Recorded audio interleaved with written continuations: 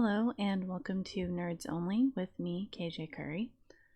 Today I'm going to be going over my first session in this solo RPG game. I did a session 0 and I posted that video I think about 2 weeks ago now, but it goes over my character setup, some of the basics of the world that I'm working within, and some of the information about this particular game, which is called Elegy. So if you haven't watched that one, I would go back and watch that one before you watch this one. It's not super necessary, but you'll sort of see how the character was set up and all that, and it'll make more sense as I go through this little recap of my first session. So again, this is called Elegy. It is a rules light solo vampire RPG. It is based on a few other vampires, inspired by the world of Vampire the Requiem, Vampire the Masquerade, Vampire the Masquerade Bloodlines, and it's based on the rules of Ironsworn, which is a really cool system that really, it's a very simple system that I was really drawn to. So I wanted something that I could just, get off the ground, not have to do a ton of reading before I start, and just, something that just works. So I found this and I really like it. You can get your own copy. This is a pay what you want. And I think I gave $3 to the creator, who is Moro de Oliveira. And I don't know if I'm saying that correctly. But so let's go into it. Session 1. The first thing I did before I even started the session was I rolled a d100, and I got this on the story thing. Oh, I clicked on using oracles before. I need oracles, story. And so basically this was sort of like the setup of what I was going to be going into, sort of figuring out what my quest was going to be in this session. And so the 96 gave me this prompt right here: a vampire's lair is discovered by a group of mortals. So after I rolled that, I sort of started thinking about what location this would be, and I chose the Vespera Hotel. And then I just sort of started creating the story from there. So I'm gonna kind of read through what I have written, and I'll stop and talk about some of the thoughts that I had behind the choices I made, and basically how I went through the session. So let's begin. My friend Emmeline and I had just enjoyed our first snack of the night while dancing in the Blood Moon Club, and we were walking through the parking garage when a familiar feeling washed over me, the feeling of being watched. I stopped and sniffed the air. Nothing I could detect. "What is it?" Emmeline asked. "You don't feel that?" Her prey had been pretty drunk, so she was suffering from secondhand intoxication. "Nope. All I feel is the buzz from that frat boy's yummy blood." I looked around, but saw nothing and shrugged it off. Here I actually rolled myself a perception check, which is not a thing in this game, but just sort of out of habit as a DM, I rolled myself a little perception check, using a d10 in this case, and I failed. So that's why I said I saw nothing and I shrugged it off. We continued through the garage until a sudden deep voice made me jump. Emmeline squealed. "Mila." I turned to see Jack, a friend of mine who had a penchant for popping out of the shadows. "You scared the shit out of me," I said. "Sorry." "No, you're not." "You're right, but I love messing with marked vampires." "You're the reason I'm marked." "Come on, you came over under your own free will." I couldn't argue with that, so I just asked, "What do you want?" So for a little backstory, if you haven't watched the first one, my character Mila is marked from she was in the Olympus faction when she first became a vampire, and her friend Jack convinced her to come over to the anarchist front. So that's what we're talking about here. Once she went over to the anarchist front, she was marked as a traitor, and they are actively, well, they're hunting her. I wouldn't say actively, but she's wanted for being a traitor. So, moving on. Jack says, I have a favor to ask. Of course you do. Spit it out. Jack smiled and walked over. 3 mortals have been snooping around the hotel. They're starting to spread rumors about its residents. I need you to put a stop to that. Why me? Because you're good at doing it without killing them? I don't even live there. It's not my responsibility. Maybe you could live there if you do me this favor. A place at the Vespera? It's nice and all, but putting down roots in a spot like that will just make it easier for the Olympus faction to find me. Not if we put you under false name and get your first floor spot with a secret entrance. How exactly would you manage that? Boris owes me a favor. Boris was the manager of the Vespera Hotel. Emmeline wiggled her eyebrows at me, knowing that as my roommate, she'd also get a sweet deal without actually having to do any of the work. Fine, I'll do my best, but I want a proper lease agreement and a deep discount on rent. Done. Need a song? Nah, I know you hate that. I trust your word, sung or not. Thanks. So, where can I find these humans? They've been coming into the Nocturne Lounge on the bottom floor of the hotel to try and confirm their suspicions by tempting the patrons there and trying to get video evidence. So this is where I set up my quest. I went over to my character sheet and I set this up and this pulled it in here. My quest is to get humans to stop spreading rumors about the Vespera Hotel. I decided I just rolled a d4 and I got a 3, so I decided there would be 3 humans. And I gave them each a ranking of troublesome, which means that for every success I have, I get to fill 3 boxes in a 10-box progress track. And so that gives me a total of 30 boxes that I need to fill. Basically sort of making it so that I have to succeed at least, let's see, at least 9 times, sort of. I mean, we'll get into that a little bit later, but as you can see, spoiler alert, I did fill all my boxes and I was awarded 3 experience points. But the way that I got there is super fun, and I just want to sort of explain that. I think when I do my second session, I'll leave this out, but for this first session, I want to kind of show you guys how I did everything. Okay, so let's keep going. Emmeline, you coming with, or I'm going to head home and start packing. Right. With that, my 2 friends disappeared into the night, and I was left to figure out my plan as I walked the distance to the hotel.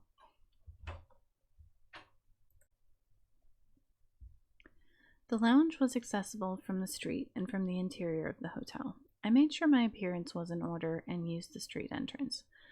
So the reason I mention this in here is because in this world, vampires need to consume a resource called blood in order to appear human. So this was a note basically sort of for me, and I on my character sheet basically I went from being 6 blood down to 5. So that's just a little side note there. Inside there were a lot of tables, but after a few minutes I worked out which humans were the ones causing problems. They sat in a booth near the bar and the hotel entrance. 2 men and 1 woman, all in their lower 30s, I guessed. The table next to them was empty, so I took a seat and began to listen in.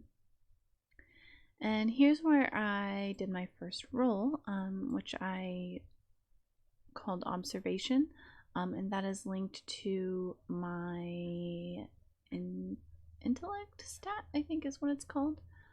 Maybe I should open up my character sheet.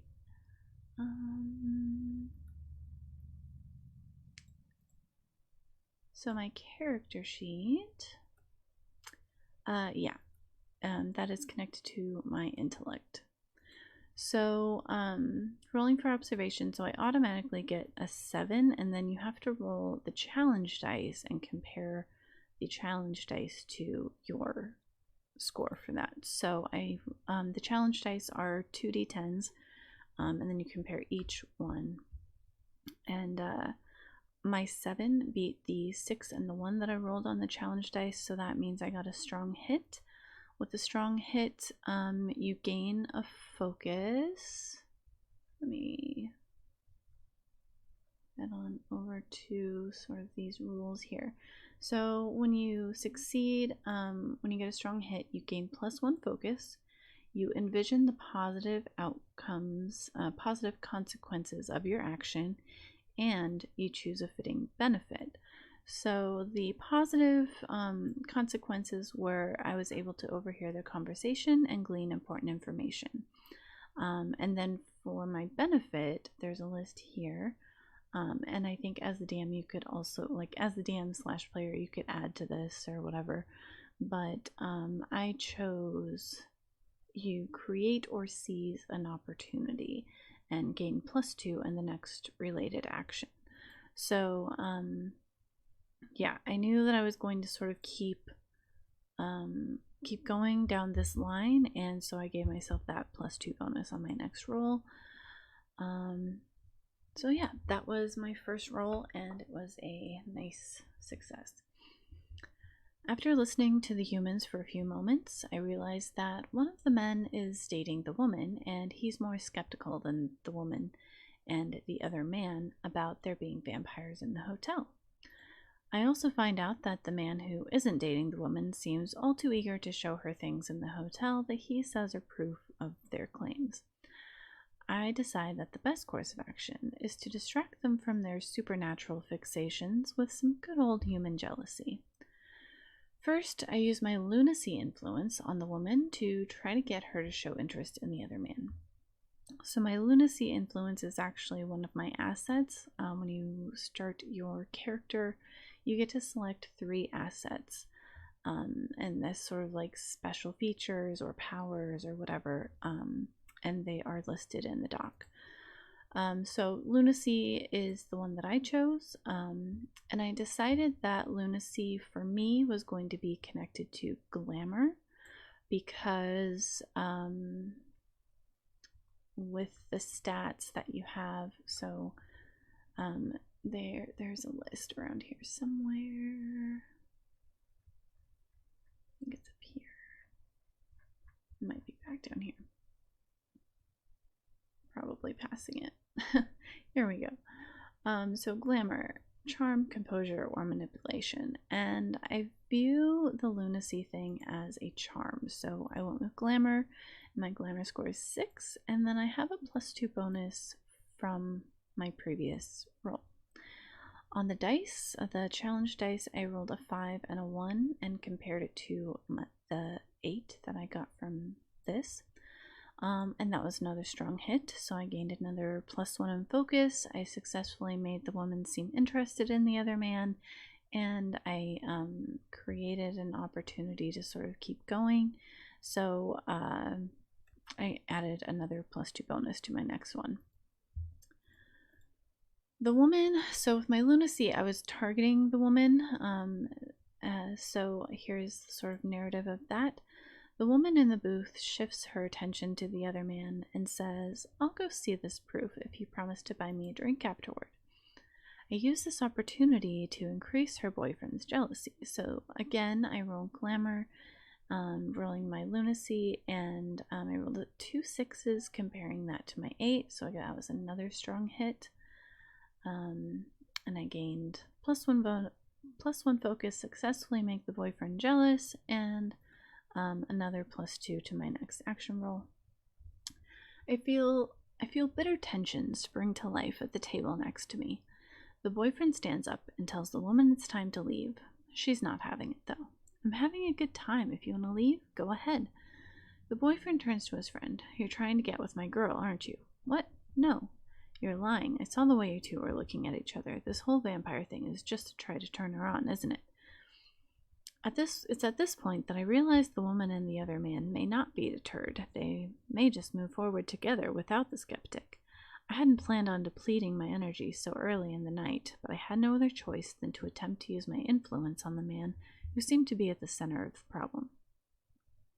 So every time I use one of my powers, I drain more blood. So for this, there's this one, and this one. Those used some of my blood. So at this point, I'm down to just 3 blood left. So that's why I sort of say this part here. I needed him to be scared, but I couldn't scare him outright, so I decided to induce a panic instead, using my control of the shadows to try and turn his environment into a nightmare and slightly reduce his ability to breathe. So another one of my assets is Shadow Touch. With that, I can bend and move the shadows, and then I can also use them to smother a human. I didn't want to like kill him, so I just wanted to lightly smother him. And again, I used Glamour as my stat for that with the +2 bonus from the previous roll. Unfortunately, I failed, and I rolled a 9 and a 10 compared to my 8. So that was a miss, and I lost a focus. I also, my cost was, I guess I didn't really fill this out in this chart here, but my cost was, oh,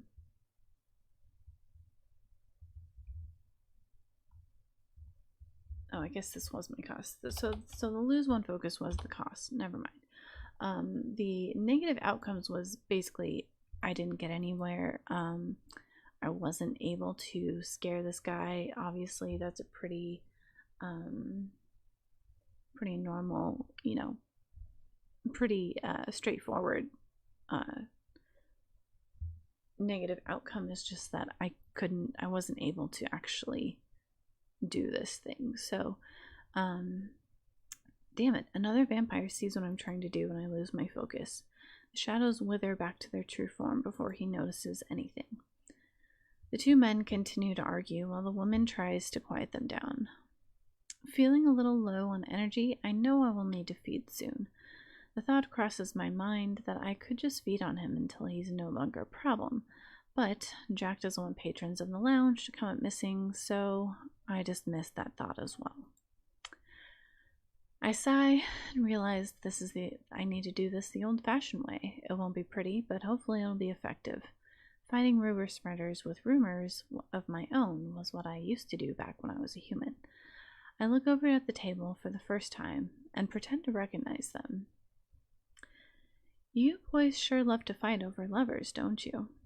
Huh? They both say at me as they look at me confused. Calm down. I'm sure the escorts you paid last time will be back in tonight. Give them an hour or so and there'll be enough to go around. My hope is to embarrass them both and to never stepping foot in the lounge again. And so here's where I roll expertise because I'm using my intellect here. So with intellect you can use expertise, focus, or observation. So I guess I'm kind of using like expertise, a little bit of observation, but more like expertise and just my my character's ability to sort of psychologically manipulate people. So I rolled a 4 and a 7 and compare that to my 7. Now in this game, if you have the match there, if you have the roll match your score, it is a miss. So basically I got a weak hit, and then my character, who is since I have that marked attribute to my character, a marked asset for my character, I decided to sort of flavor this as, giving myself this little glamour boost. So since my character is marked, I'll come over here to my thing real quick. Since my character is marked, I am hunted by a power or authority. When I score a weak hit, I may improve the result to a strong hit. If I do, fill one segment of a 4-segment progress track to represent hunters closing in. So if I use this little like glamour boost as I'm flavoring it here, the Olympus faction gets this little like ping, right? And they'll be able to track me down easier. And the way that I sort of justify that as in a narrative way is my character was able to get this my character was able to learn this little glamour boost technique from the Olympus faction, and so when she uses that, they know, because they're the ones that taught her this technique, so they know when she uses that that little boost. So I filled in one section of my tracker. So back over here, I turned that into a strong hit, and I gained 1 focus. Both men are embarrassed, and I create an opportunity, so I did the +2 bonus on my next roll, and then I marked 1 on my marked progress tracker. I don't know what you're talking about, lady. You mean you guys aren't the ones who were in here last week following around those escorts, male and female, through the hotel hallways and acting all suspicious? I turned to the woman. You're not an escort, I can tell that, but you might want to be careful around these guys. I continue to use my words to cement their embarrassment. Rolling for conclusion. So at this point, as I continue to, my character sort of continues to talk and sort of that sort of thing, I decided this was a good spot to roll for conclusion. So once you fill your progress trackers with enough points, you can roll to conclude them. So my progress trackers were at a 9 at this point, all 3 of them, just because of the way that I sort of awarded myself certain points. Well, with these strong hits, each strong hit is 3 points on a progress tracker. Some of them were the group, and others were just the individual human. So I decided this was a good point to roll for conclusion. My conclusion score on each was 9. So I had to roll 2 dice for each human. I rolled a 3 and a 6, an 8 and a 4, and a 2 and a 5 to compare to my 9s. The strong hit, so those all ended up being a strong hit, closing out those progress tracks. I gain 1 focus. The woman looks furious, and both men are embarrassed. They grab their things and leave. I follow them out and feed on one of them, so my benefit was that I get to feed. Everyone here knows you boys are eager for a little paid action. I shift my eyes to the people watching us. The woman grabs her purse. I'm done. You guys are messed up. The men each grab their jackets. One heads out the hotel entrance, and the other goes out the street entrance. I follow the one that walked down the sidewalk. He was the other man, and the one most interested in the prospect of vampires. I thought a little encounter that he wouldn't remember would be the ideal send-off, so I pulled him into a dark alley and drank his blood. I left him dazed and confused on the sidewalk. So in this game, whenever a vampire feeds, the humans don't remember, and then the vampire can just lick the wounds and heal them. So that's kind of cool. And since I didn't kill him, I got 2 blood back instead of 4. So that's over here on the benefits. You feed. Gain +2 blood, +4 if you kill your victim. But I decided to leave him alive because that's obviously what the deal was. So after I leave him dazed and confused on the sidewalk, that was quite a show. Jack said out of nowhere, "You didn't want any deaths, so I didn't have much choice besides playing with their minds." No, it seems to have worked. I don't think they'll be returning anytime soon. I almost messed it up, and I had to use my Olympus boost to get the job done. They all probably got a nice little ping on their radar tonight. I'll have to lay low for a while. Well, I appreciate you taking care of it for me. Anyone else would have just given up and killed them all. You might have made a scene, but at least it's the one they think is their own fault and not a supernatural influence. I nodded. So when do I move into my new place? He tossed me a set of keys. As soon as you want. Unit 5. Secret entrance is from the south wall. You'll find it. I'm sure I can manage. You gonna let me visit? That depends. You gonna ask me for any more favors? He smiled and looked down at the ground. I can't help it if you're reliable. And that's the end of session 1. So, essentially, I gave myself, I earned 3 experience points, and I spent 2 of them on improving my lunacy power. So after this, I was able to boost this and get this second one here. You can disturb someone's senses with flashes of content of their unconscious that will make them lose touch with reality for 1 minute. I thought that was kind of cool. I also sort of as like a little bonus, I guess, I gave myself a layer as sort of like a loot. So there's a layer asset. You have your own place to sleep. It's not much, but it beats abandoned buildings. Whenever you waken after spending a day resting in your lair, roll plus heart. On a hit, gain +1 spirit. On a match, also gain +1 health. So yeah, this is sort of a little bonus that I gave myself, kind of like loot for the quest. And yeah, and so I have spent 2 points on second lunacy ability. I have 1 experience going into session 2. My overall thoughts on this first session is I really enjoyed it. I liked the mechanics a lot. It was a lot of fun.